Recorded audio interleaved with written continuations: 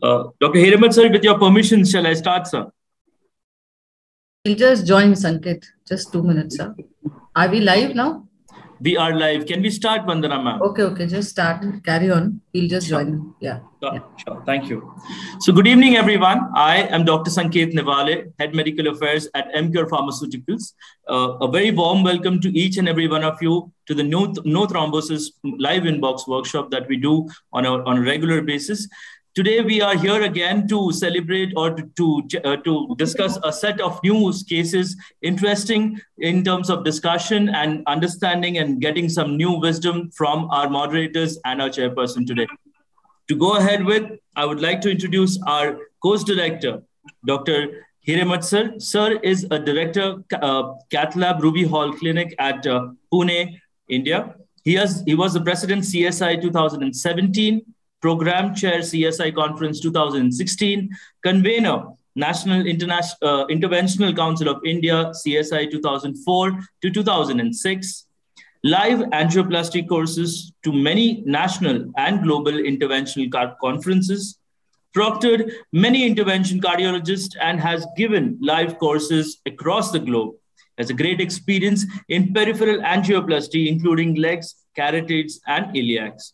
Participated in some groundbreaking trials. Sir, we welcome for the program. We have Dr.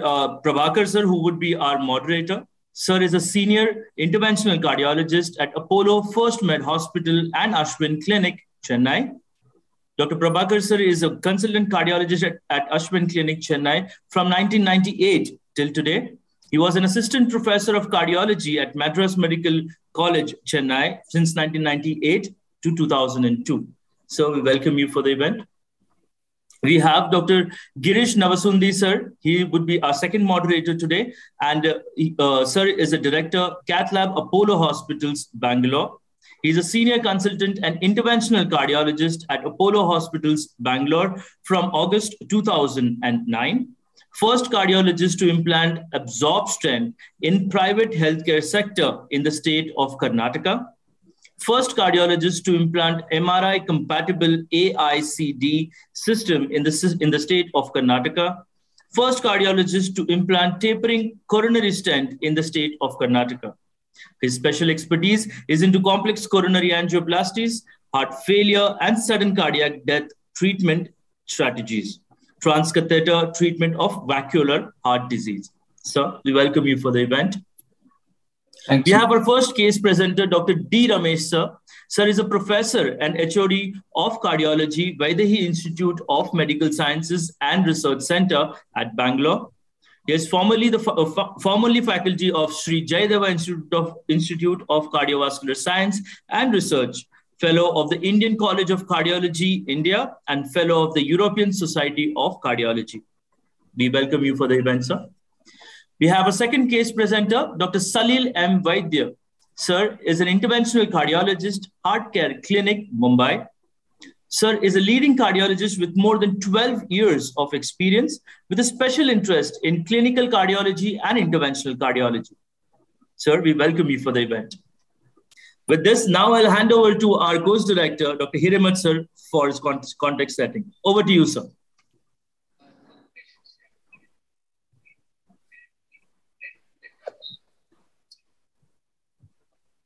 Not sure if Hiramat sir is still there. I'm here. Yes, sir. Hello, sir.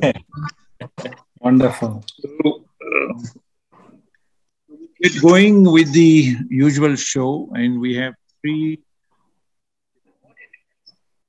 Who is going first, Dr. Salil or Dr. Dr. Salil, sir. Okay. Dr. Salil. We work together, and Salil is our pleasure to have you today. Dr. Salil, please. He's moved back to Bombay, which is his hometown. Good evening, sir. Good evening. We can see a screen, sir. Can you put on the fan?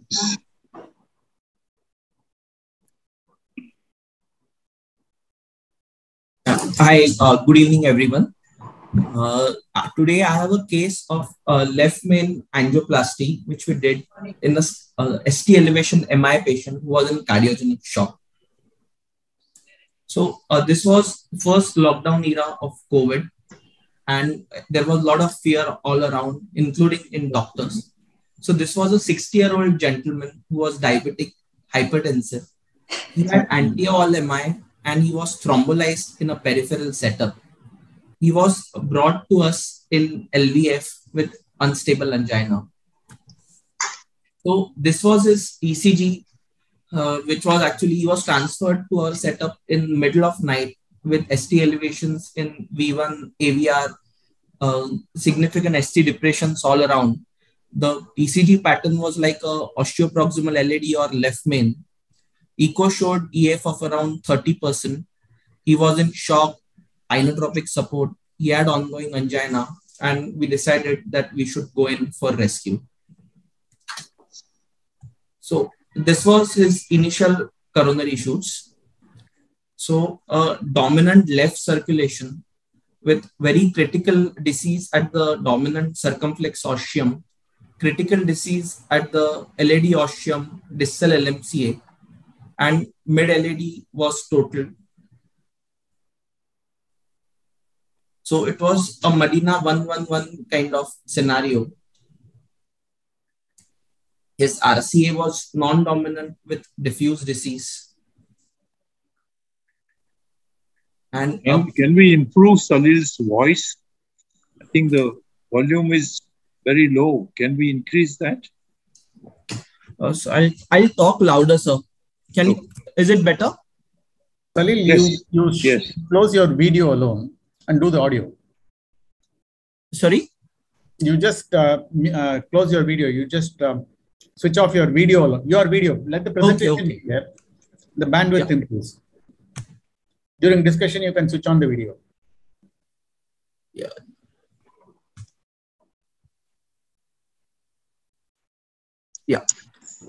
Yeah. So while we were discussing with the patient's relatives, patient started crashing. He had bradyarrhythmia. We had to put in a TPI. He required short CPR. We did his temporary pacing.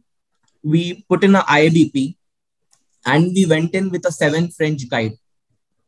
Now with IABP and increased inotropes, his pressure had come up a little. We went in with a regular run-through hypercoat, and we wired the LAD. We wired the circumflex as well. And we wanted to do a quick job, and he was a very unstable patient. So we decided that we'll have, and with a critical 111 Medina disease, we decided that we'll go ahead with the mini crush technique and a dedicated 2-stent strategy. We pre-dilated his LAD with a 212 NC balloon. Then we pre-dilated his circumflex with the same balloon. We used 3O balloon and 3O NC balloon to dilate his circ ostium and LAD as well. And with balloon dilatation, he had better flows in his LAD.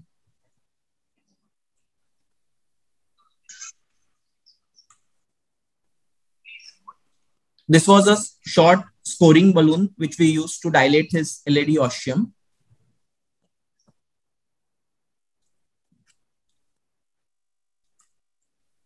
And the same balloon was used to open his circ ostium as well.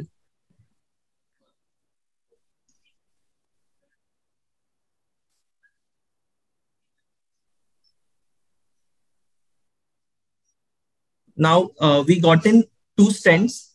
We decided that we'll treat the main dominant circumflex as the main vessel. And as the LAD was already infected with significant LV dysfunction and failed lysis, we decided that we'll treat LAD as a side branch. So we took a 438 stent from left main to circumflex and 330 stent in LAD.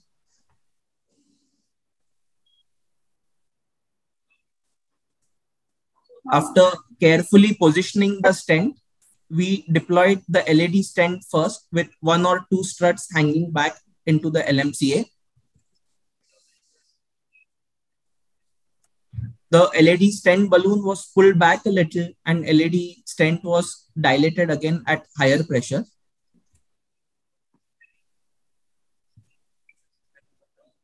We made sure that there is no distal dissection in the LED before pulling out the wire. And in aleocranial view, we placed the perfect ostial position for the circumflex stent.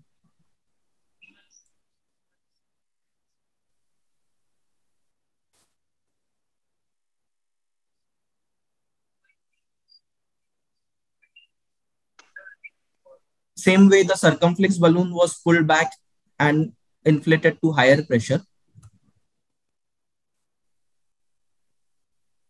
Now, pot was done first with a 4/8 NC balloon.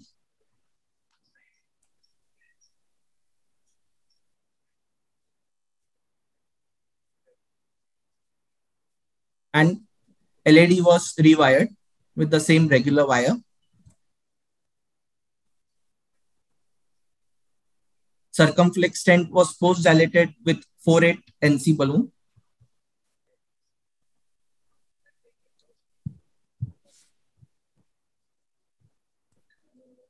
LED stent was also post-dilated with 3/0 NC balloon.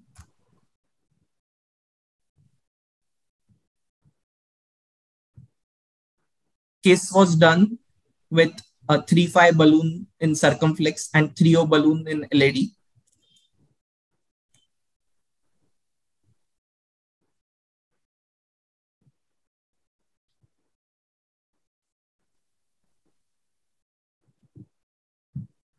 And a report was done with a 4.5 NC balloon in the LMCA.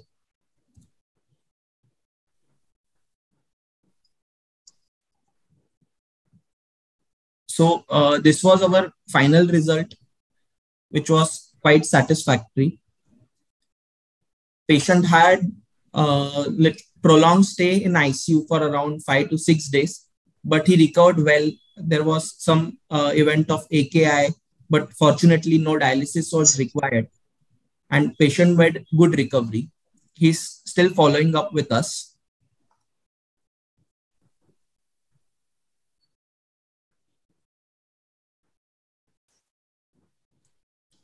So what I learned from this case is that in a complex scenario like this, mini crush is a very quick technique and an effective technique. Even if we are not able to recross and do a kiss, we still get a satisfactory result. Whenever such unstable patient is there, early use of hemodynamic support is must. And planning and teamwork, as we had a lot of help available, it helped us to salvage this difficult patient. Thank you. Dr. Salil, great job. If you had told me you can do such complex work, last 1 year I could have taken a holiday and allowed you to work in my place. But anyway, let me summarize the importance of this bifurcation. This was a dominant left, and you have to clearly worry when you have a dominant left part coming from the same left territory. So you should preserve the close to side branch always. And here it is even more important because already was an infarcted artery. The technique, Dr. Salil, you used that the main stent went from left main to circumflex, and you did not treat circumflex as a side branch. Very, very commendable. I think that was key to the success.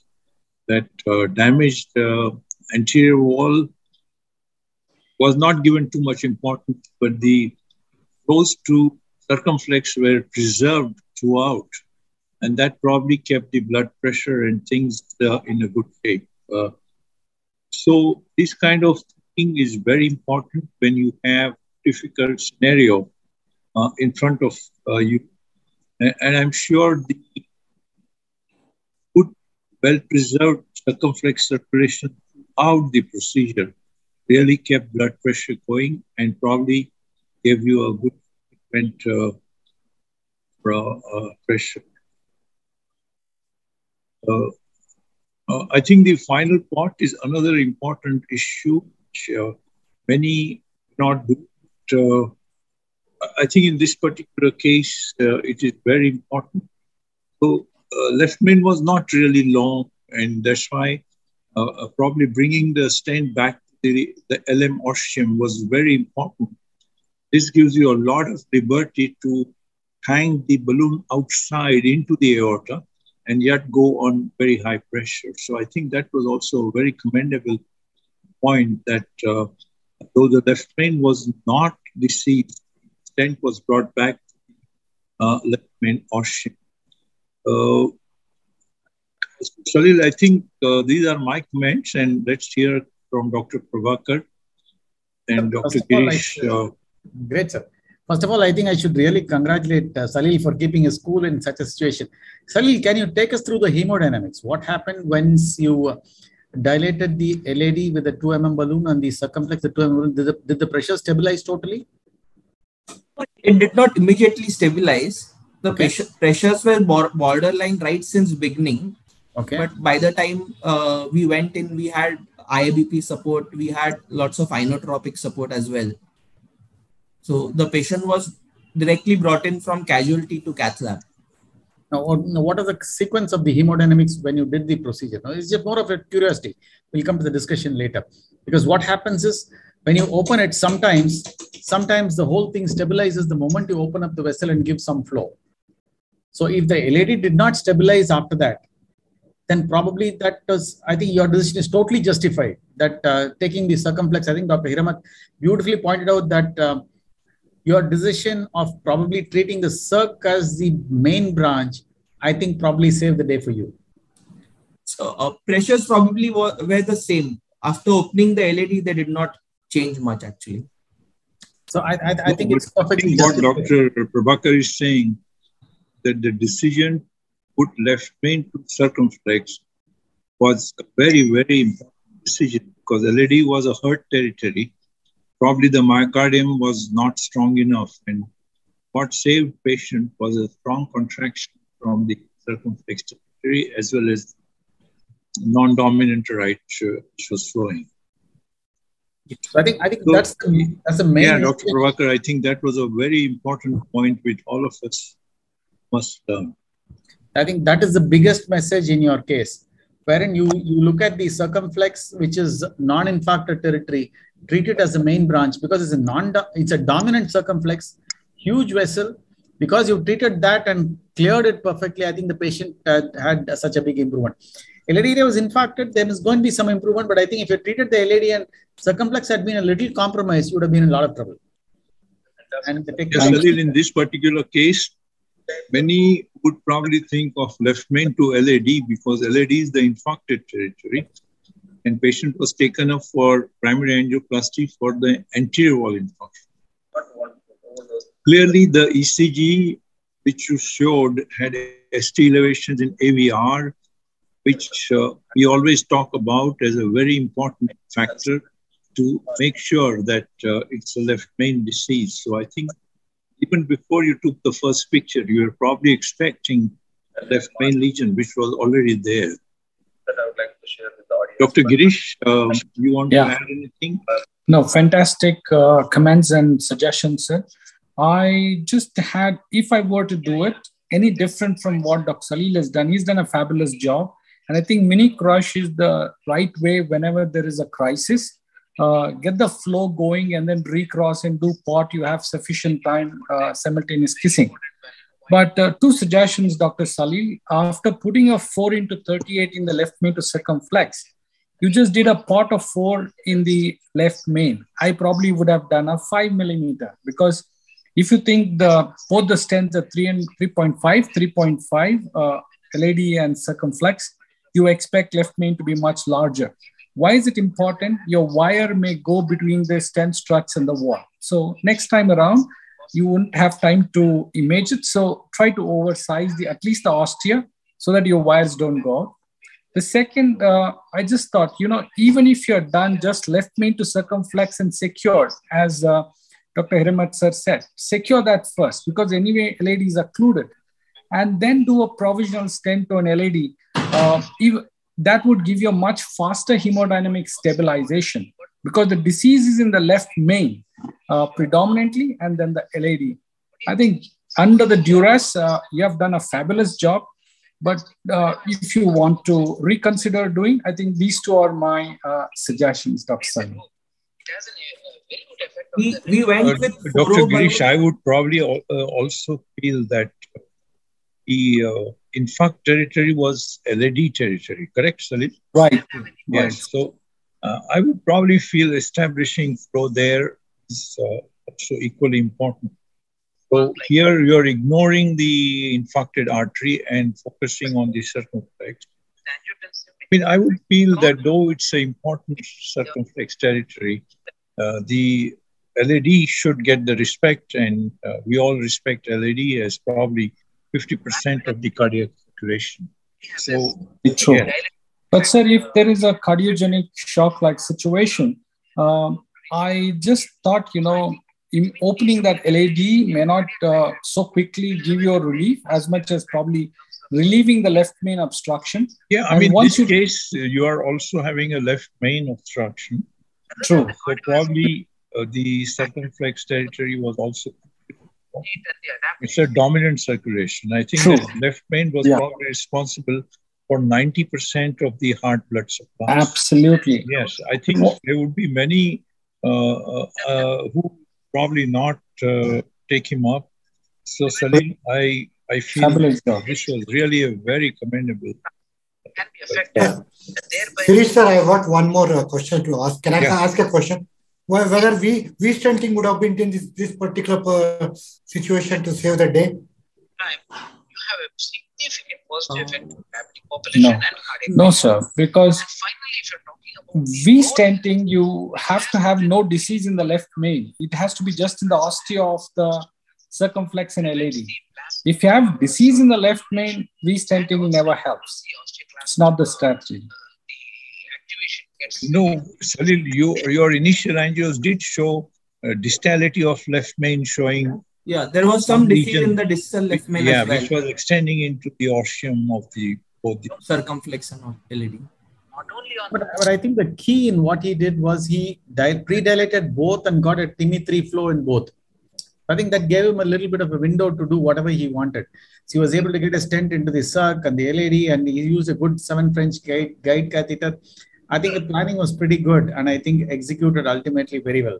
I think hats off to you, Salil. I think you've done a very good job in distress. Agreed. Fabulous job. So Salil, we are really, really happy the way this case has gone for you, and we are really excited the way you planned it.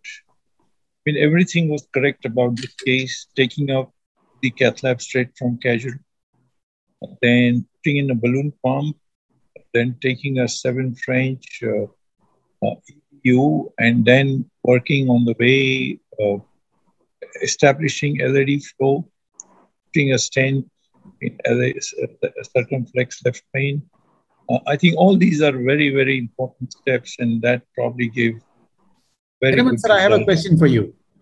How often do you use a 7 French guiding for these patients, or do you use it routinely in all cardiogenic shocks? Actually, our usage of 7 French on the left side is extremely high. My personal use is probably 50% or more that I use 7 French, because you can never predict what you would want to take once you see the images. Maybe I would do a diagnostic and then decide, but I think 7 EBUE is a very favorite catheter in our lab. I think that's a very important message, sir, because a lot of us keep thinking that 6 French, you can get 2 balloons inside, you can do a bifurcation. But if you're having some difficulty passing, crossing, and if you're going to use the OPN balloon or something, at that point, you really get into trouble. So you use a 7 French, I think you're comfortable, especially in a situation of cardiogenic shock. A bigger guide catheter, I think, is very, very important there. In fact, I've sort of mental feeling that whichever is the infarcted artery, like if this was to be a right coronary, which is giving you an infarct, I would still like to think whether I can take 7 right, because you may have to put down an aspiration catheter, you may have to put down so many things, and it becomes very easy if you are with a big diameter catheter. Salil, how about coming back to Pune? Salil, that's the best credit you can get. Really? No, whatever I have learned over years is from Iramat sir, actually. So I'm a student. No, but I think putting it into practice, this kind of case, not even 6 months you're in Bombay, right? Yes, sir. 6 months. Just about 6 months, and then doing this kind of case in private practice, very commendable. Hats off. All right, we go to the next case. Dr. G. Ramesh, sir. Okay. Dr. Ramesh, let's have your case now. Shall I share my screen, sir? Yeah, go ahead.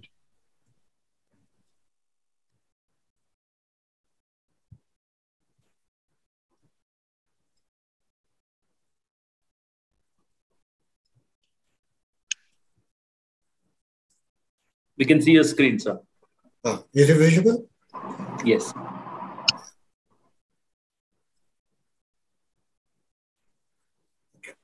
Good evening, everybody. At the outset, I would like to thank Dr. Sirish Sheramat, the course director, and the esteemed and learned faculty, Dr. Prabhakar and Dr. Girish, for giving me an opportunity to present this unique case in front of the august netizens. Most of you must have done this angiogram, coronary angiogram using the radial, the distal radial artery, but I would like to present my unique case, my personal experience, because it's a single operator, single center experience with the distal radial artery angiogram. In the background of a rampant and increasing trend of coronary artery, radial artery intervention remains to be default and class 1A indication because it is safe, viable, simple, and easy to perform. However, why it is safe? It is safe because the access site complications compared to femoral artery is significantly less. But however, the radial artery access site is not devoid of access site complication, and it can remain a big bugbear for many of the interventional cardiologists. So we have to look for another access site which is as simple, viable as radial artery access, but with no access site complications. So this I will try to explore this vessel during my course of my talk. So this coronary is anatomical snuff box. So this snuff box is nothing but a triangular depression and seeing the lateral aspect of the dorsum of the hand. And this was initially described and by an angiogram done by Bushwali and Dunda in 2011. And it is also called by various names. One is distal radial angiogram, back of the hand angiogram, dorsal radial artery angiogram, and very late in 2018, after having the expertise and the proficiency, they did the distal radial artery angiogram. So procedure of this technique is first we have to know where this distal radial artery lies. For that, we have to know the anatomy of snuff box. Actually, snuff box is, as I told you, expressed earlier, it is a triangular depression seen on the lateral aspect of the dorsum of the hand. And in the 80s and 19th century, it was used as a receptacle to sniff the tobacco powder. And in 20th and 21st century, the Y generation and next generation use it to snuff the hallucinating agents. And for the clinician, especially for the orthopedic surgeon, tenderness in the box indicates the fracture of the scaphoid bone. And for the interventional cardiologist, it is another viable option to do coronary intervention. So what is this anatomy of snuff box? It is very simple. The medial boundary of this triangular depression is formed by the extensor pollicis longus, and the lateral is formed by the abductor pollicis longus and extensor pollicis brevis. And it's just a box because it contains a roof where you have got a cephalic vein and a superficial branch of radial nerve, and the floor is a scaphoid bone, and the content is radial artery. How do you do this angiogram? So we have to put the hand, just like radial artery angiogram, we put the hand position in its place. How do you do is you have to clench this over a wad of a gauze so as to bring out the cornea, bring out the distal radial artery into the fore for the puncture. This is also known as a die-hard alcoholic grip because the alcoholic addict who drinks alcohol directly from the bottle grips the neck of the bottle in such a position where the distal radial artery becomes obvious. Now, the commonly asked question is, how can you do a distal radial artery when the lumen size of the distal radial artery is only 1.9, less than 2 millimeters, whereas the radial artery is about 2 to 2.5? Is it feasible? Yes, but one precaution has to be taken. There are two punctures which you can do it in a snuff box. One is at the base of the triangular, that is the distal artery point, and the other is the apex of the point. So it's always preferable to do at the apex of the triangle than at the base or in the middle, because the distal radial, the diameter of the puncture at the apex would be around about 2 millimeters. But as you go distally, the caliber of the distal radial artery falls down. So when you clench, you can see that the cephalic vein and the superficial branch of the radial artery is pushed aside, and the distal radial artery comes into the field of interest. This is how you can clench it and put it and secure the hand. And the hardware that are used is as you use it for the radial artery. Exception is that the sheath that is used is a slenderized sheath, which is about 5F to 6F. 5F is usually used, and some people have used also 6F. So this is the hardware, and this is the position. Well, I'll just show the technique. Bear with me for a minute, because this is a very important one. Just like how you puncture the radial artery, the same technique is used here. But the only difference is, in the radial artery, you do the anterior wall puncture. Most of us do the anterior wall puncture, and we have stopped doing the through and through puncture. But here it is essential to do through and through puncture, but not the anterior puncture, because you are likely to miss the artery. And the second thing is, you have to see that the hand is kept in position. Otherwise, you're likely to puncture the cephalic vein, which comes into the site of puncture. You can see that there's a spurt of blood, as you see it in radial artery, and the wire is being cannulated easily without any resistance. And one more thing, I'll show you how the sheath slides in so easily as you do it in radial artery, as in the forearm. Now, the sheath that is used is slenderized thermo 5F. And people have used 6F also. Because this was a pilot study, I tried to use only 6F or 5F. 1 minute. Just I'll show you how it slides in very smoothly, just like a hot knife going through a butter. It just slides in very easily. Because there are so many people who are skeptical about doing this. See, it goes in easily. And now you're at. And the third technique is, when you're flushing, is you have to draw the blood. I'll tell you why. You can see that you're flushing and before you flush, you draw the blood. Why is that? Because sometimes you can cannulate the cephalic vein, and the blood that comes out becomes dark red. So here it's essential to see that you have cannulated the artery proper by just cross-checking that the blood that is drawn is okay. So this is how you do it. And this is a snuff box angiogram. Now, why we need to do a snuff box angiogram when we are proficient and comfortable with doing a radial artery in the forearm? It is because of radial artery occlusion is still high, 4%. Repeat procedure increases the radial artery occlusion. Radial artery injury precludes future intervention. Injured radial artery is unsuitable for CABG, and more than that, excess site complications like digital ischemia, compartment syndrome, hand dysfunction remains to be a reality. And this was what the conclusion arrived by the early clinical experience of right and left distal radial artery by Kimji in June 2017. And what is the advantage of doing anatomical snuff mark? It is because it is additional vascular access. Better because additional vascular access, many of the people who have done this one, they use the distal radial artery snuff box angiogram to do a diagnostic angiogram, and the distal radial artery, the radial artery in the forearm for therapeutic intervention. However, you can do both the procedures in the snuff box artery. So better ergonomics like early palpation and puncture, faster hemostasis, radial artery occlusion is reduced dramatically, and it permits radial access in patients with limited arm motions. And more than anything, the complication, the access site complications are almost zero. So after going into this, we did a pilot study at Vaidya Institute of Medical Sciences. And we chose the duration between September to December 2018, that is about 4 months. Why did we choose that 4 months duration? Because we wanted to compare our study with other studies which are also of the 4 months duration. So the total angiogram done between the September to December 2018 was 411, out of which 104 was the snuff box angiogram, which constituted about 25% of the cases. Male to female ratio, male predominated the study, and the youngest was 29 and the oldest was 73.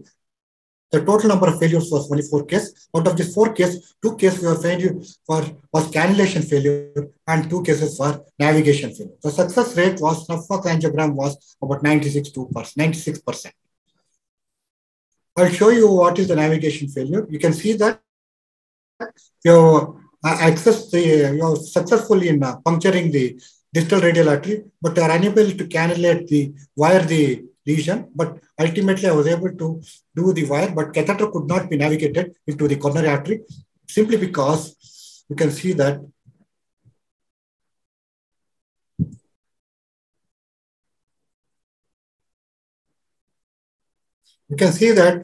this radial artery from the snuff box is small caliber. Many people think that it is due to the coronary artery spasm. We gave LTG till the patient developed hypertension, but the lumen size remained same.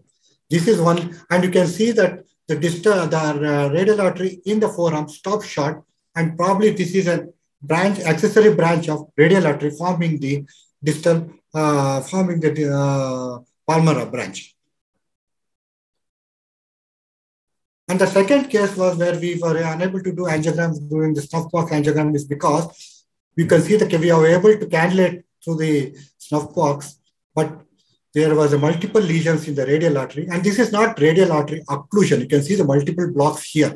So it's a radial artery lesion. Then you may ask, then when there is a radial artery occlusion, how could you palpate the artery in the snuff box? It is because of the palmar branch from the ulnar artery. You could have through the palmar arch, you could there was a flow into the distal radial artery. So these were the 2 cases. And the common most feared complications in radial artery access complications have been always bleeding, then radial artery occlusion, then spasm of the radial artery, pseudo artery aneurysm, sterile granuloma, and nerve injury. These are the radial artery access complications, which was not seen in my study. When you compare this study with the other studies, you can see that the largest study was the Farsha, who did about 235 and he was successful in 94%. That was in 2018, and I was inspired to do that particular study. So therefore, we know also we had about 96%. And there was no access site complication. Now, the next question is asked is the snuff box angiogram, is a snuff box puncture is only suffice for diagnosis? Can we do therapeutic procedures? In Euro 2018, Kim, present from Republic of Korea, presented a IVUS-guided PCI with DES for unprotected left main disease via left snuff box approach. Therefore, even complex coronary interventions can also be done by snuff box artery, distal radial artery. So is this anatomical snuff box here to stay? Is it only a demonstration case or one-off case? So for that, we have to look for the long-term studies. The first study, that is not Tendera study, was looked at access site complication, which was initiated in 2015 and completed in 2018, and the results were out in 2020, where this study was basically done to find out access site complication. It involved about 830 patients, and they found that at the end of 12 months, the access site complication was near zero. Based on this study, there was a real-world experience of left distal radial artery done by Lee, where he did, this was also 4 months duration. About 200 cases of patients were selected between the period between October 2017 to January 2018, out of which the success rate was, the arterial puncture was 95%, coronary angiogram was 100%, and PCI was 98%. And what is more important was the access site complication, like there was no access site complication. If they conclude that there's no distal radial occlusion, perforation, pseudoaneurysm, arteriovenous fistula, as seen in the radial artery access in the forearm. So they concluded that the success and the complication rates of this particular is feasible and safe for this procedure. However, they said we need to have more long study.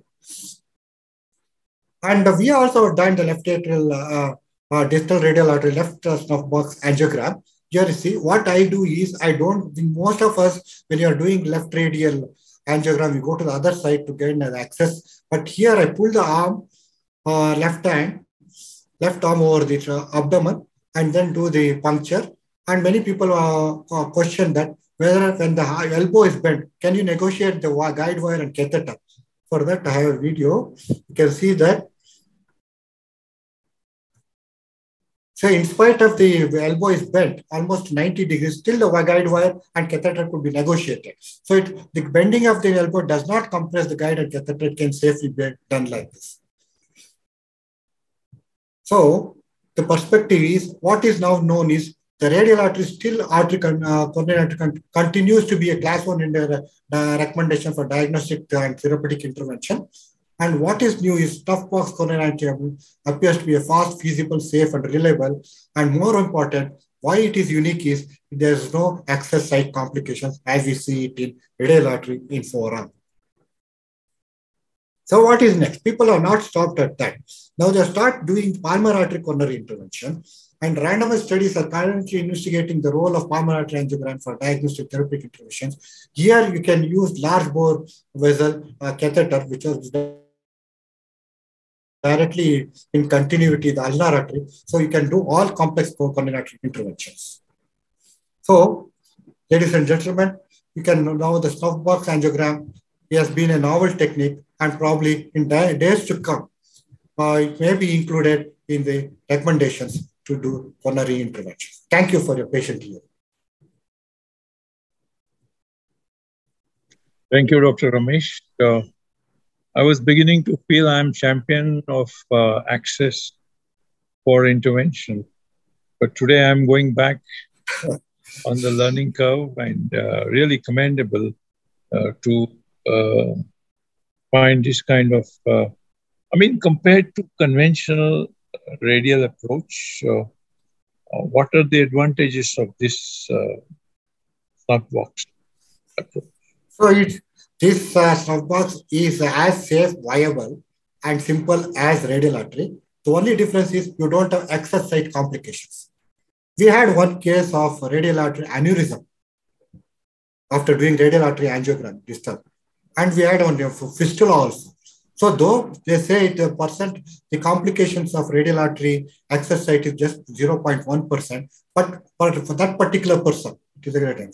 By doing a snuff box angiogram, I can totally avoid the access site complication. I think we have to all learn access site complications can be avoided and should be avoided, because if you get stuck on access site complication, I think, it's an extreme end, first 1% and last 1%. But the second advantage is, for the females, when you do a radial artery angiogram forearm, they always complain that they cannot wear the bracelet or a watch or anything. And for the cosmetic reason, they would want that particular region. For some patients, that scar remains. But when you do a stuff box, I think it's a great advantage for female patients. So those who are doing lots of female patients, I think they must remember this. This could be an add-on advertisement for you. Can so I come in? And everything remains same as the conventional radial access. So 75% of my angiograms and PTCS are actually distal radial. It's a little bit of a learning curve initially because you've got to get the hang of it. Because we are used to the conventional radial. I mean, look at distal radial. You've got to feel it. And the initial problem is you don't know which direction you have to push it. And there is a little bit of technique on that. I don't know whether you described it on that. So what you do is you keep your hand in front, flex it a little bit, go to the point of maximum pulsation. With the other finger, you go to the radial artery, the distal radial artery. So that is the direction in which your needle goes. And instead of going for a through and through puncture, if you go for a pediatric needle, you can do an anterior puncture and get a wire inside. So this is what I do. So I use a pediatric needle and a pediatric puncture needle through which a regular, and definitely I use a slender sheath. The slender sheath is wonderful. Slender sheath is something that is very underutilized. Cost-wise, it is not very different from the regular radial Terumo sheath. So I think all of us should move over to a slender sheath. And once you use a slender 5 to 6, yes, you can do an angioplasty straight away. You don't need to change the sheath. Yes. So, and it's only a 5 French, and the distal radial is wonderful. And in Chennai, the additional advantage is if you do a distal radial and the patient is not willing for an immediate ad hoc PCI, next day you can still do the distal radial or you can go for the conventional radial, which is still beautifully preserved. That's another big advantage in Indian practice. That's what I showed you in my talks. That's what happens, sir. That's what happens here. But I think it's a beautiful technique. Just the little bit of flexion, maximum point, feel the radial and go. And most of the time it's just through. It just goes straight. And it's a beautiful technique and wonderful. If you get over the initial mindset, it goes happen. But actually what I'm still doing, truth is, let me confess, I give a local anesthesia in both the radial side and the distal radial side so that the patient is not poked twice. So I'm prepared for both. Maybe I'm still in the learning curve, sir. And for this study, I should thank Dr. Srinivasan, who is working in Fortis Hospital of Bannerghatta Road, who inspired me and encouraged me to do this study. Because I had a lot of cases, he said, why don't you do this study and find out? And now we are embarking upon a larger scale study, doing 500 cases of distal radial and 500 cases of conventional radial and see how they work out, the intervention. Unfortunately, the COVID came in the way and we had to drop that idea, and we are back up. And our next project is to do the Palmer radial angiogram and see how it works out. Palmer is exciting, sir. Maybe I'll have to read through it. I haven't heard about it. First time I'm hearing about it. But I have done 1 or 2 cases, sir. It is beautiful. The moment you said, I was actually feeling the Palmer and feeling out that it actually feels much more prominent than mine. Yeah. Even I was trying to feel the distal radial, and it's much better. Palmer seems to be much better, sir. Dr. Girish, you want to add anything? Oh my God, this is really exciting, a new dimension. I know Dr. Ramesh, sir, for so long. Why did you hide the secret? But in principle, I always thought the purpose of doing the, not doing the distal radial before the, beyond the superficial Palmer arch or a deep Palmer arch connection is that even if the access site gets thrombosed, the distal perfusion to the fingers is maintained. So imagine if this distal radial, will it compromise the collateral circulation from ulnar side? That's my question, sir. No, sir. No, sir. We have done over 104 cases. No, actually, you had hand disability, numbness, more you see in conventional radial angiogram rather than not in snuff box. At the most, you may have a soreness in the snuff box, which disappears after 2 days. Amazing. You don't have anything. I think Dr. Prabhakar will watch for it. You're muted. Little bit of flexion. I think initially you should do what I'm doing still. Give local anesthesia in both the radial and the snuff box where the point of maximum pulsation. And you feel with the other finger, you feel like this. And you find out where this is and this is. The direction of the needle is going to be through that. And the pediatric puncture needle works best. Direct anterior puncture, you can get the needle inside. Get the wire inside. Thank you. With the pediatric puncture needle, 014 wire goes, or you have to take a thinner wire and then? No, sir. The regular Termo wire goes inside. Termo goes. In fact, I'm sure you're aware the wire for the slender sheath is a little curved. It's a bent needle. The tip is not straight. The tip is actually J curve, not J. You can't call it J. Maybe a little bent, and that goes beautifully in the radial, and it's a little stiffer, sir. Okay.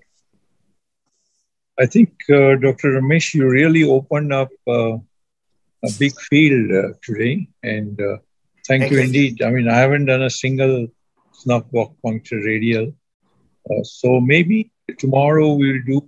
Okay, sir. And, sir, if you don't get it for first shot, don't blame me, sir, because initially you have a learning curve, and later you can get, once you get a hang of it, you feel like doing only snuff box angiogram. That's very important, sir, because it does have a learning curve. Yes. It does have a learning curve. The distal radial is not like the regular radial. It will have a learning curve. The direction of the needle is very important because several times I have punctured and not got the wire inside. That is cephalic vein. You like to puncture the cephalic vein sometimes, most of the time, because that is the one which comes in the way of distal radial artery. But not with the pulsatile flow, sir. Yeah. In fact, I got it once into the reverse side also. Okay. So all kinds of things have happened, sir. So patient can, after a diagnostic angio, can get off the table and go home, right? Yes, sir. Yes, sir. It's beautiful, sir. You put a different kind of plaster. You put it across like this. Yes. Across. And in fact, the advertisement for that is like patient can eat food with the same hand. You can flex. And they can have coffee, drink, food, they have anything. You can use the hand like this. Yes. Except alcohol, they can do anything, sir. So why not alcohol, sir? No, they cannot grip it properly, sir, because it starts failing. All right. Should we move on to my next case, next presentation? Dr. Ramesh, thank you indeed. Yes, thank you. Thank you very much, sir. Thanks for the opportunity. Thanks to faculty and also Dr. Sirish for giving an opportunity. Dr. Ramesh. So this patient is a 69-year-old lady.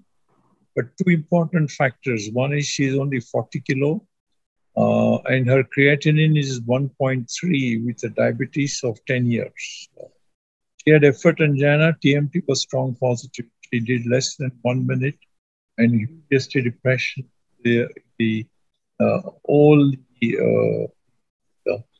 So this is an angiogram and this shows the RCA is dominant vessel and has a critical leak at the mouth. So we tried wiring with the conventional JR catheter, but I think we switched to amplas, as you can see in middle frame and the right frame, and then used Builder XT because I think Builder XT has a real good ability to find its way through the lesion and also in the distality. This case was a very urgent case and we didn't want to waste time on the right because we have lots of problem on the left also. So once the wiring is achieved, the balloon stent becomes very easy in this case. It was a balloon dilatation and then this was, you can see the balloon also finding it very hard. So we had to use non-compliant balloon, but at the same time, we have a nice result in the osseal RCA covering the entire proximal 25-30 millimeters of length. And this was a dominant vessel. The story of this lady was recent onset angina We in fact put her on treadmill, and she had strong positivity. First few seconds itself with ST elevation, AVR, strongly indicating left main. So this we saw about the right. I think we had reasons to fix the right first because we thought that's the simplest of the issue. And now this is how it is. You can see a big circulation is made safe, and we can take our time on the left circulation. So this right has a big diameter stent, 4.0 stent, well expanded in the entire length, and especially at the ostium. I think one must take more care of the ostium because I would probably feel in this kind of lesion, one strut can be floating into the aorta. And with that, take a big diameter balloon and do a very high NC dilatation. OP and NC is getting to be our weakness because you can really go very high pressure without balloon sort of swelling up and thus pushing the stent into the vessel wall. So this was the right. I think once the right is stabilized, the left actually is very challenging. You can see the first thing which strikes anybody is the length of the left main. Every time you have a long left main, you would always find it more difficult to sort of work on it. Also, this lady had a creatinine of 1.3. We didn't want to keep switching the angles and take pictures in multiple angles. So we probably chose this particular angle as our fixed angle to work on everything. You can see circumflex going up here. There is a big OM branch going down here. Some disease at the ostium of the circumflex. There is a branch which is like diagonal, but you can call it ramus tooth. And it is originating from the LAD and showing a proximal disease and some lesion at the distality of the left main. And of course, mid-LAD was fairly simple. So how to do this kind of case? I think one would probably like to believe that the circumflex is showing a very, very critical lesion. And this is why we started with Fielder XT. This was also used in the, will be used later in the subsequent distal vessel. So you can see here the distality of left main is showing moderate disease. And immediately after that, there is a disease the left main, the disease the LAD as well as the circumflex and the high diagonal branch. So how we could be doing this? We remember serum creatinine is 1.3, so it's diabetic for 10 years. So take fewer steps when you are dealing with bifurcation.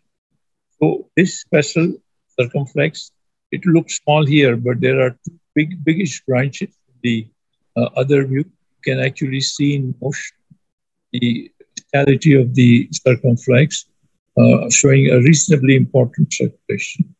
And it is showing a very critical block. So we have a bifurcation here, circumflex and OM. We have a bifurcation in the LAD and the high diagonal or ramus, and some disease at the distality of the left main. So fairly challenging. I think under these kind of circumstances, we should keep the procedure simple. So we chose the simplest of the bifurcation strategy, and that is the mini crush. So what we did is finish the mid-LAD, which had no side branches. A simple thing to do. Then we thought we'll go for the circumflex. So our wire went from left main circumflex to the native circumflex, which had two branches. And then the OM1, which was a bigger circulation compared to circumflex, was also addressed at the same time as bifurcation. And then we decided we will send the eye diagonal and the ostial LED as second bifurcation. This is our first bifurcation strategy, second bifurcation strategy. And how you will do it, that's an issue. We don't want to put a stent and start rewiring. And it wastes a lot of time thinking of PK crush and things like that. In case, but we settled for simple mini crush strategy. So once we talk of this, the LED was the easiest of the stent. We came in, stented the LED first. Then we went for bifurcation of the circumflex and the OM1. And then we did the bifurcation of diagonal, high diagonal with proximal or ostial LED going back to left. This is the 5-stent strategy as we planned. LED mid first, no problems. It's like a conventional heavy type A kind of lesion. Then the first bifurcation strategy and second bifurcation strategy. And of course, we have to handle left main with all the respect, because this is a long left main and we obviously cannot come back to the ostium. Generally, I always like to come back to the ostium. However, this was 60 millimeter long length. So we kept sort of enough space here, something like 10 millimeters, so that you can do pot very conveniently with a 8.0 balloon. So all of you are clear as to what is the strategy plan. So simple thing first, we have finished the right, and then we finished the, then we came with a Fielder XT. I like Fielder XT because it sort of makes it progress very easy. The Fielder XT, however, was difficult to look up, make it look up and go into circumflex, and it went to OM all the time. So you can see here the Fielder XT, finally, we are able to negotiate with a microcatheter into the circumflex. And you can see it here in RF model. So once Fielder XT was placed, run through hyperport was brought down to LED. This was, as I told you, very simple. And another hyperport was now placed in OM1.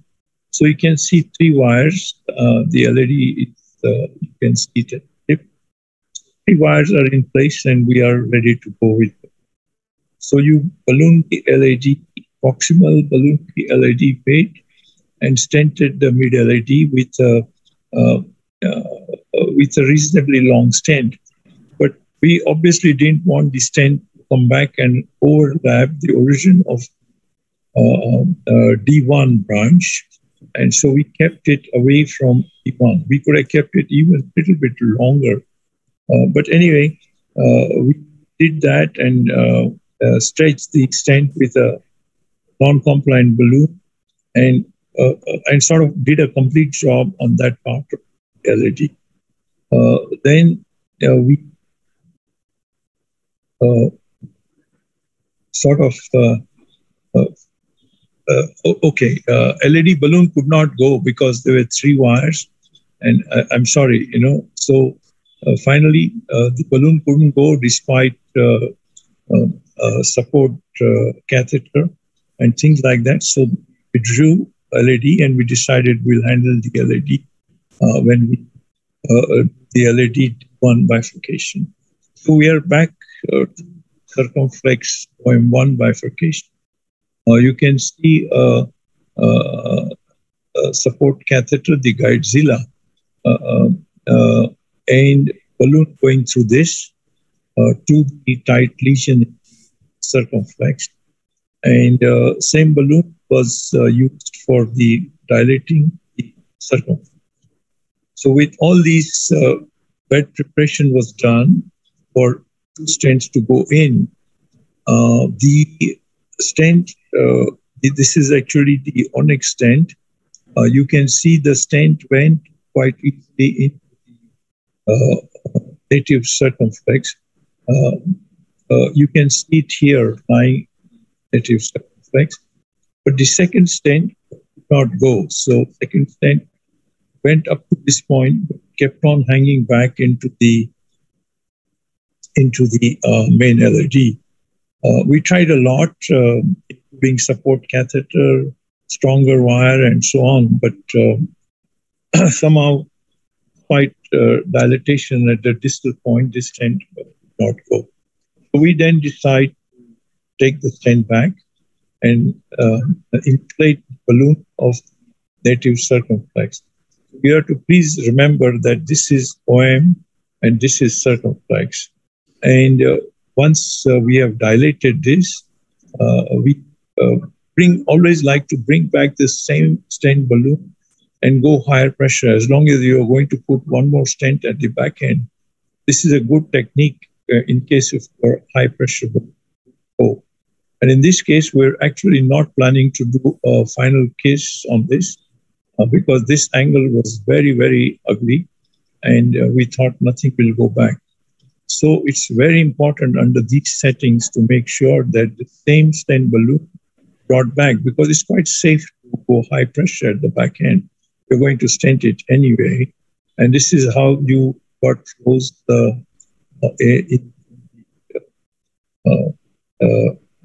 in the circumflex.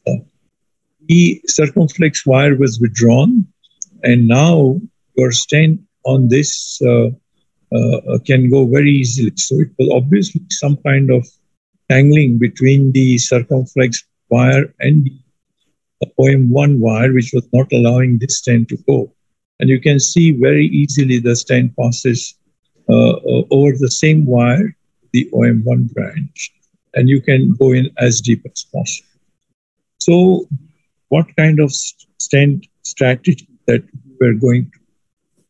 This is obviously a mini crush, and same technique. You deploy the stent, then bring it back, go high pressure, and then you're ready for the distality between the high D1 and the LAD. So now, after putting a stent in the OM1, beginning from ostium of the circumflex, we are now looking at LAD and the diagram. So this is a balloon dilatation to the diagram, and now we are in a good position with two stents. The first going towards diagonal, ostium at the origin, and second stent going from left main to the deployed stent in LAD. Stent contact in the proximal LAD, very important. You cannot have any space. Secondly, as I mentioned, you should keep about 10 millimeters in the left main, so that you can take a 5.8 or 4.58 to dilate that portion of the stent very aggressively.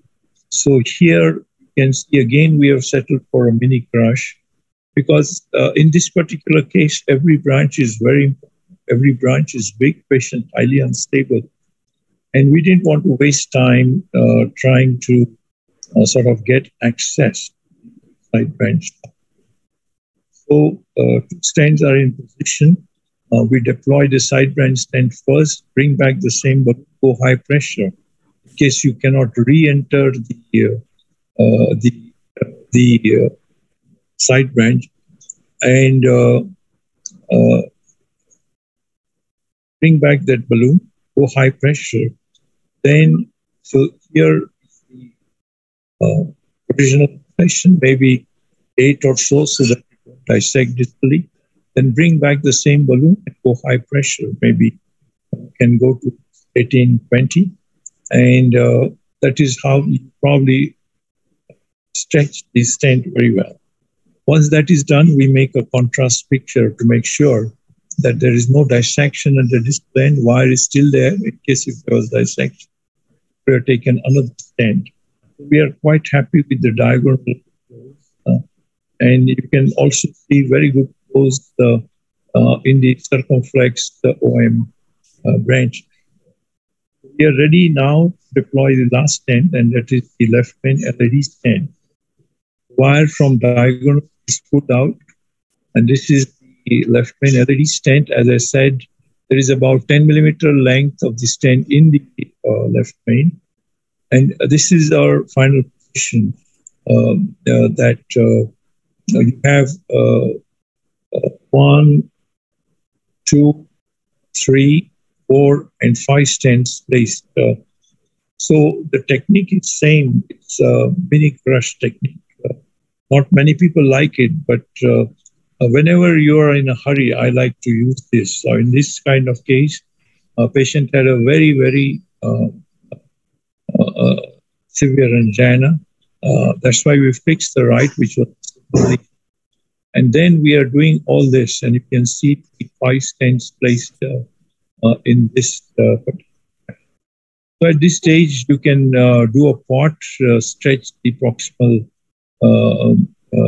portion of the left main LED proximal stent. Once you do that, I think your access to the side branch is much easier. So you do a pot like this, and then put a wire in the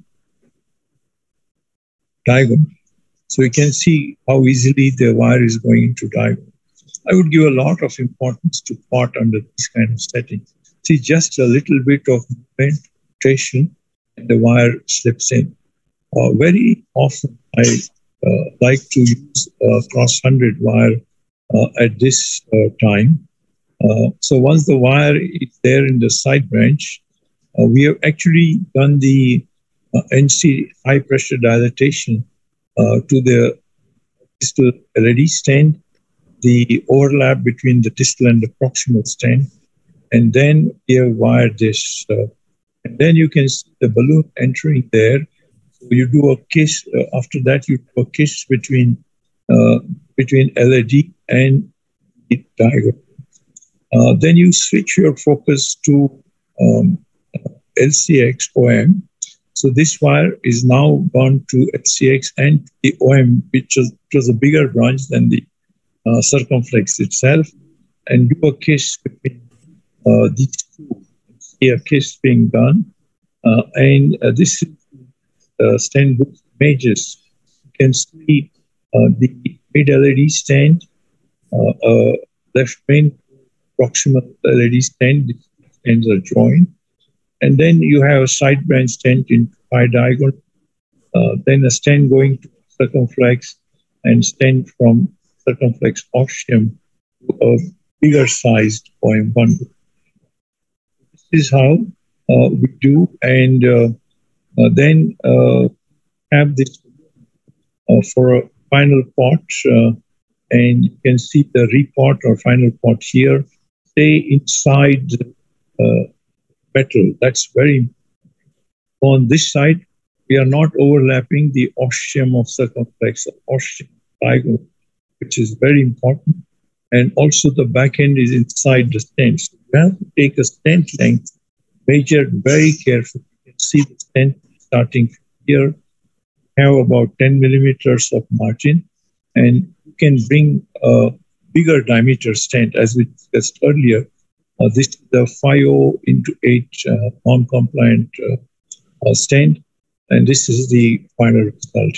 You see, you hardly see any circumflex flow in the pre-angiogram, but here you can see long left main showing a good flow, a big circumflex circulation area, a big OM branch, which was actually bigger than the two circumflex branches, and well-established, as you can see here. So this is actually pre and post in epicranial. You can sort of see every vessel at origin, and it is handled with two bifurcation techniques. One between the circumflex and the OM starting from circumflex portion, and second between left main LED and ostium diagonal. And this is the kind of established. It's a month old. I don't know if Salil, you are with us at this time, but this lady is doing very well. And I think it's nearing 11 or 10 or 11 months. So, so this is how the final stent, book stent, final images you can see here. This is the first stent, simple stent, do it first. RCA is also simple stent, do it first. So I think you have given heart some kind of stability. And then you are into business. So then there is a mini crush between stent 2 going towards circumflex and stent 3 going towards OM1. This stent is back to the circumflex portion. And then there is a mini crush between the high diagonal or ramus kind of vessel here, fourth stent. And then the fifth stent is the LAD left main. So you have the stent first, stabilized, side branches are flowing well. This was a highly sort of unstable situation. Moment, little contrast, patient is to drop pressure, and so on. And this is the final result. You can see the stent is starting in the left main from somewhere here. Now, this length is primarily kept because you don't get balloons which are shorter, NC balloons which are 5 or 4.5, which are shorter than 8. You need to keep 8 millimeters approximately. When you do first spot before wiring the side branches, that time, even if the balloon comes a little bit in, is okay. But when you're doing final pot, we have a stent at the ostium of ramus, ostium of circumflex. I would not bring the pot balloon further down. I mean, there are advantages of pot balloon, but I wouldn't like to compromise anything which is going nicely to circumflex and this high diagonal. And this is how we have addressed the bifurcation. So thank you indeed for your attention. So we saw this case where we fixed the right first, which was probably 99%, and maybe giving major angina. On the left side, you did not see very critical lesions, except perhaps the origin of the circumflex after it gives a big point. Right? So this lesion and the RCA lesion were probably the angina, true angina giving lesions. But since you wanted to fix them with angioplasty, you had to fix all other lesions. These are 5 stents that you on stent boost, and of course the RCA stent boost. These are the cases which were basically used to go for cabbage. I don't know what was the reason we did an angioplasty on this case. I mean, creatinine was slightly high, but it's probably bad news for both angioplasty as well as cabbage. And the one important thing apart from everything else, our ventricle was well preserved. So I think we're quite confident of doing well with angioplasty. We, of course, give the tablets which preserve the renal function. And use less of contrast. Like in this case, this is an odd angioplasty, circumflex, OM bifurcation. I don't think I have ever done it in my life, except in this case. It was one angle which chose, looking again and again at the angiogram, which angle you take, where you probably inject least of contrast. This is what we felt. So small things, but important learnings. The patient went home on the third morning. And as I said, it's about 10, 11 months. Patient has, so thank you indeed for your attention.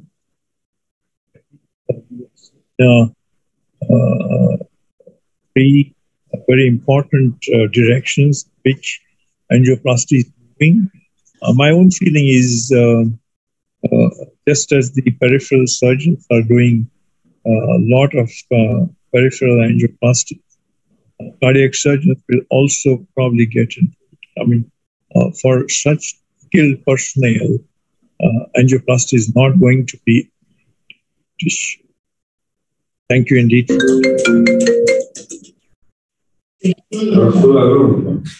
Sir, I'll take off and tell you one thing. It's an amazing case. For all those people who are listening, you must understand only one thing. Dr. Suresh is a master. No. Salil, I have one question for you. If you had this case, would you have done it? I would never have done it. I think it's possible because, but one thing, sir, having said all this, meticulous planning, I think the question that you asked was beautiful. Settle one by one, start distally and start coming proximally, settle each one separately and give. I think your planning and the way you have organized the whole thing, I think that is the reason for the success. I have one simple question. Why did you do imaging for this? And we wanted to keep the contrast low. I think we probably spend more time reviewing the angiogram to choose which angle is showing all the lesions and which angle we can choose and stick the same angle so that your contrast load can be curtailed. I think this was very important. It's a complex case like this. Why didn't you do any IVAS? IVAS would have saved you a lot of So I wanted to get out first, get the patient out of cath lab first. So if you must have also realized we put all the stents first. 5 stents on the left side were placed first. We did not try to kiss before we finished putting 5 stents. And only when 5 stents were in place, we went back with wires to first kiss between diagonal and LAD, second between circumflex and LAD, and the circumflex and the OM1, we did not do a kiss at all. But your guide was 7 efforts. 7 efforts. 7 efforts. No, fabulous. I think, Shirishar, you've given one chance, and somebody once told me when I did some multivessel revascularize, it's like percutaneous CABG. No, in fact, our people also joke. They say, what's going on in lab 3? I'm in lab 3. And then they say, oh, MS is doing on CABG. So, that's how it looked like. Fabulous. I think, more to do with the planning, understanding of how do you simplify a very complex procedure by a perfect planning, not a perfect execution. I think most people don't realize that 80% job is done once you choose what angles, what diameters, and which stent first, and then it's just a flow. I think you're a master, sir. I'm sure you have a team around you. So every day is a work of art. Thank you. I think fantastic points. Like the point is he did the LAD and removed the wire from the LAD. That I don't think I'll have the guts to do if I do it at any point of time. Remove the wire from the LAD. That's something he did. And then he did the rest of it and then got wired the LAD and did the whole thing. And I don't know. Would an 8-French guide have made a difference, sir?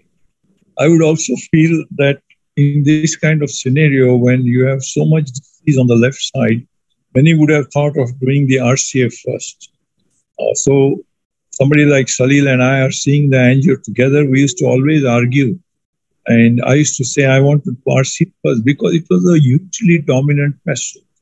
And if you stabilize the RCA supply, I think you're a lot safer when you're addressing the complex left scenario. So we had 2 sort of mini crack. I think the choice of the bifurcation stenting also is I feel very important. Like in this kind of case, if you try and do DK crush, I think you'll just waste a lot of time and contrast. Creatinine was already 1.3. And this was the best way. First had 5 stents in place, good flow. And then we had plenty of time chatting, rewiring, taking a balloon for case and so on.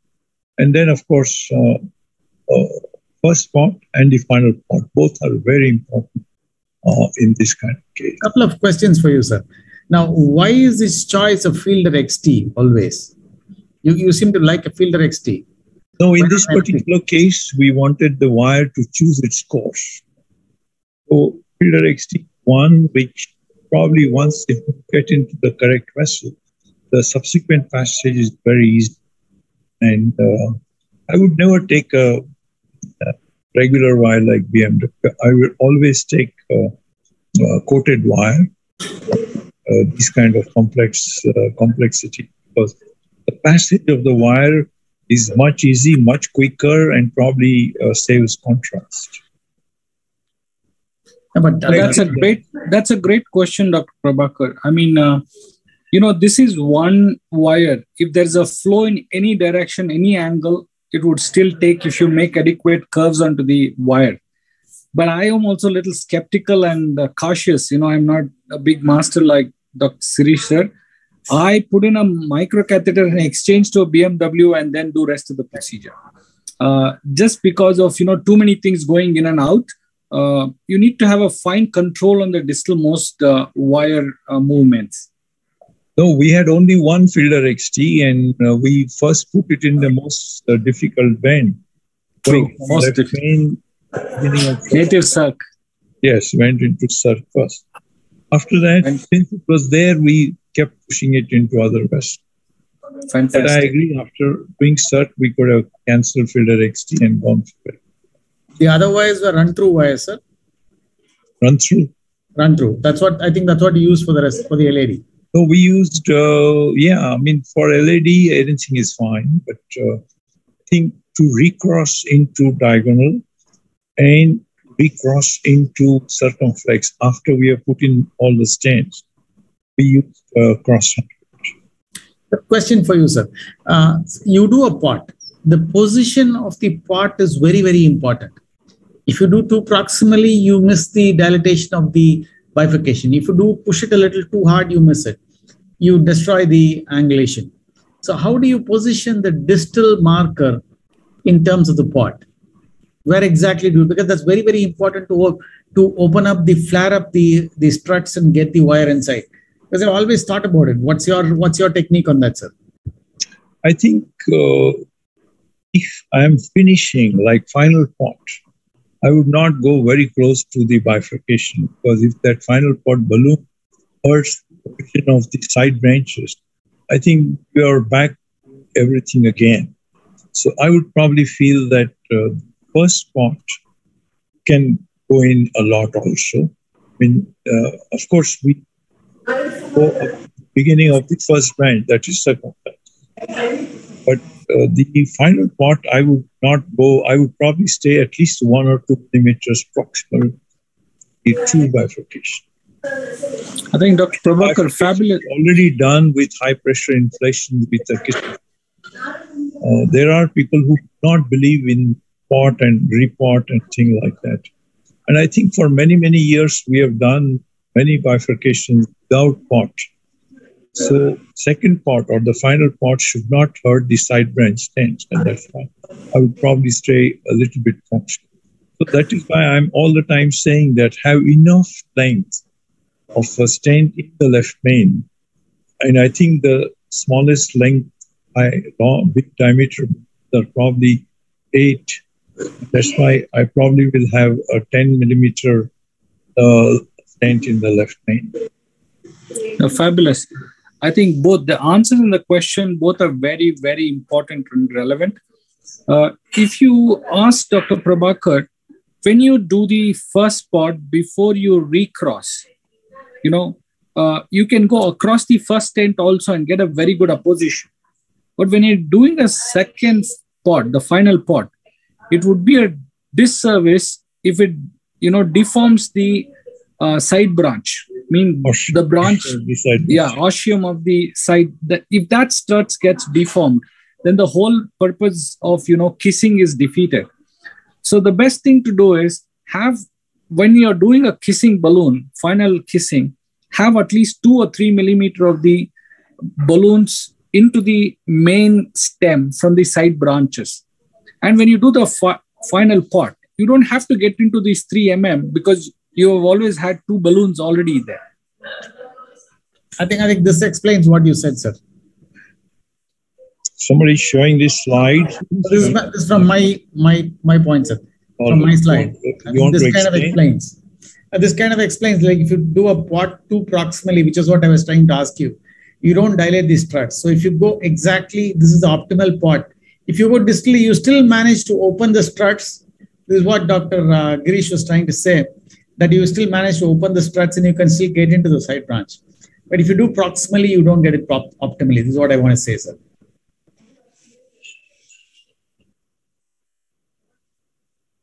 I think that slide was very nice. Maybe you could share with all of us at some stage. I probably post it later, sir. I don't know how I can post it, but this is the slide. Maybe you can take a screenshot. Who wants to can take a screenshot of this? I think it should give you the information. Yeah, thank you.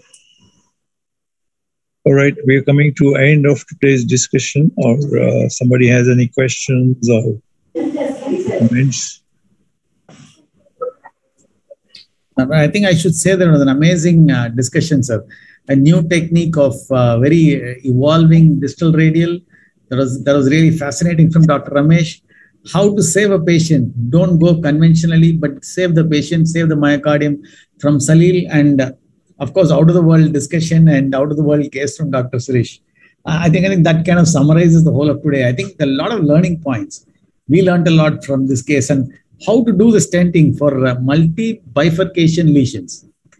I think that was amazing, sir. I think we are probably trying to learn that simplest technique for multi-bifurcation goes a long way, because in this case, though we had planned a lot, I think we finished faster than what we had thought. And 5 stents were in place. Even if we had failed KISS, I think we are still okay. So KISS, of course, one should achieve, but I would probably feel that I would distort a stent, get into side branch, achieve a KISS. How comfortable are you with not kissing the distal bifurcation, sir? Like the circ to the OM and the bifurcation and the onto the diagonal? No, diagonal and LAD or Ramus and LAD we kissed. Circumflex and LAD or left main we kissed.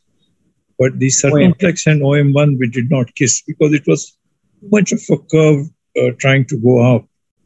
And I thought God will not be so unkind that you're done 3 bifurcations, then He can gift me 1 bifurcation without a kiss. I think God gave you a good kiss, sir. All right, we come to an end. I think, thank you indeed for joining us, and thanks MCure for bringing so many. How many are there today for today's discussion or presentation? So 657, sir. Oh, lovely.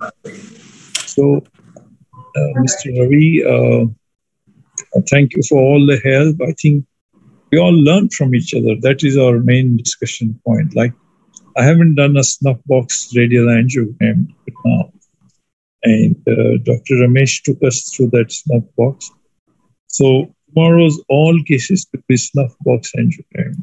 Hopefully not even angioplasty, but let me see. I'm not a big radialist anyway.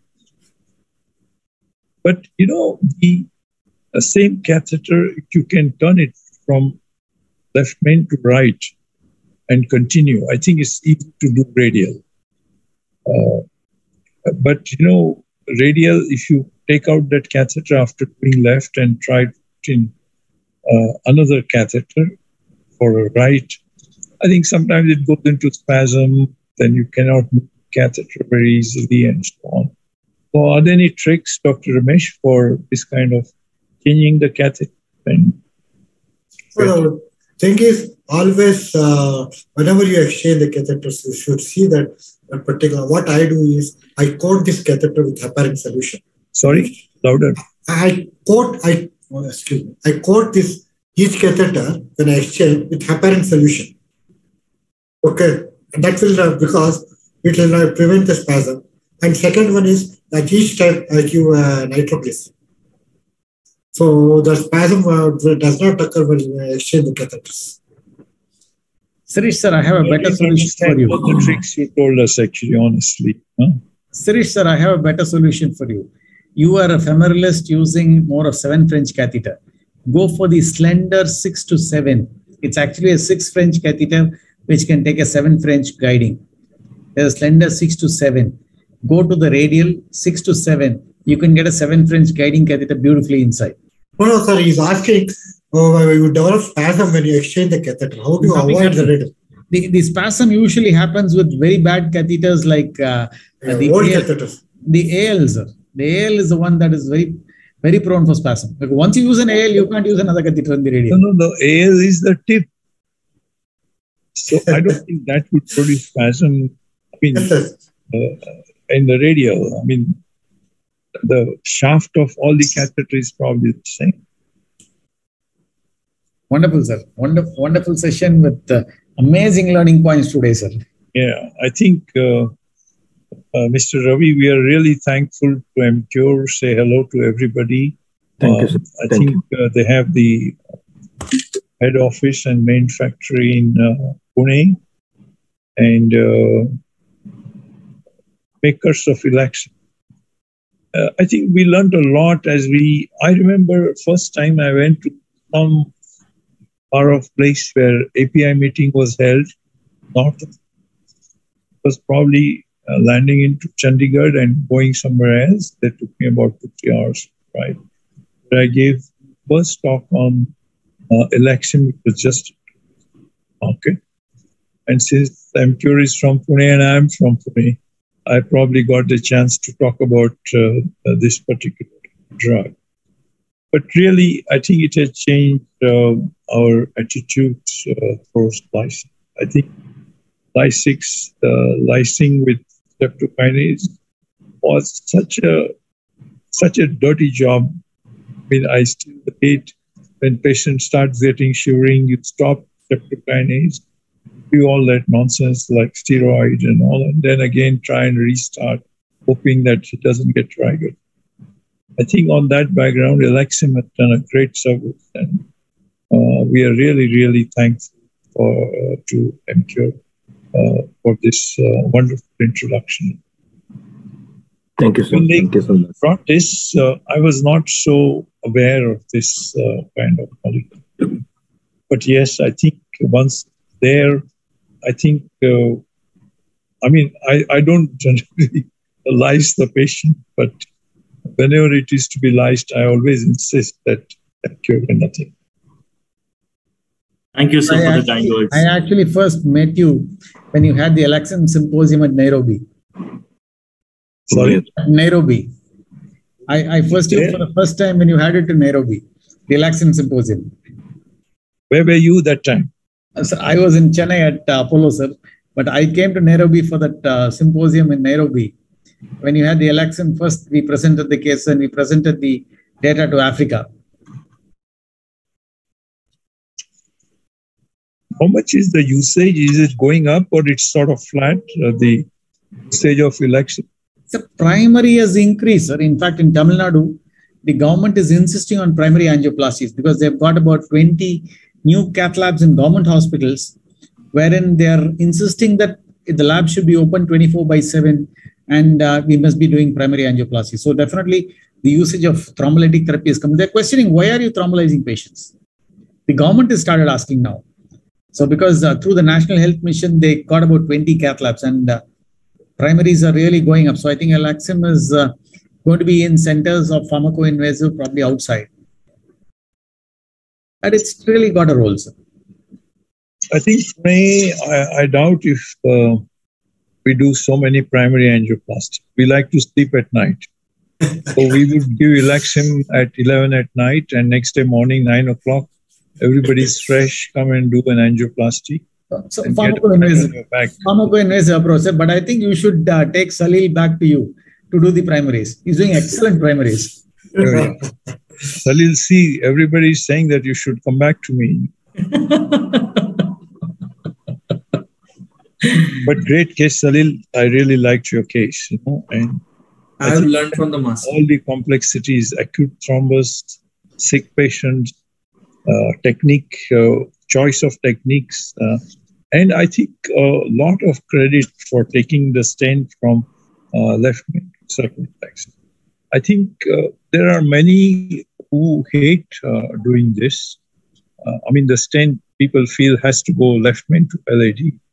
I think I learned it after many years, probably 2-3 decades of practice, that yes, stent can go like this, and you learned it in first few months of your career. So congratulations on that, and wish you a great future.